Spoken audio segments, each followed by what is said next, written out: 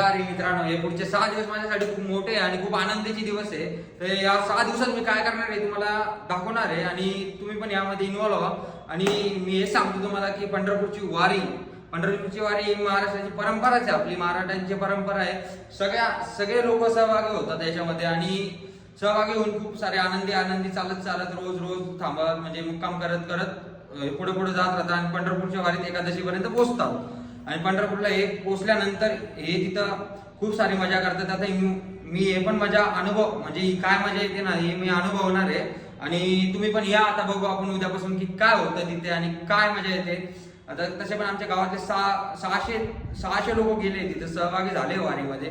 तर आता माझे वडील पण आहे त्याच्यात. माझे वडील नेहमी सांगत असतात मला की खूप मजा येते, तू पण चल. पण मला एक्झाम वगैरे कॉलेज चालू होतं त्यामुळे मला वेळ नाही भेटला. पण आता मी जाणार आहे यावेळेस. तर मी तुम्हाला सगळ्यांना दाखवणार आणि तुम्ही सगळे पण या आणि बघा काय होतं काय नाही होतं आणि मी किती मजा करतो. जे आहे